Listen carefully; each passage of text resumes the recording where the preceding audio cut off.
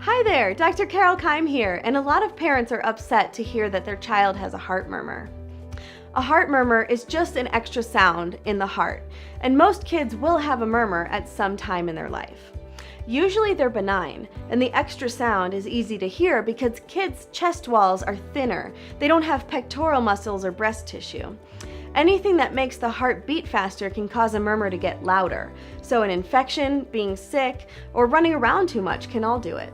Now, some kind of murmurs are dangerous, so I can come over and listen to your child's heart and help you know if it's a dangerous murmur or not, and refer you to a cardiologist if needed. Give me a call anytime at the number below. And for more tips and education, subscribe to my YouTube channel and please like my Facebook page. When going to the doctor just won't do, doctor at your door is there for you.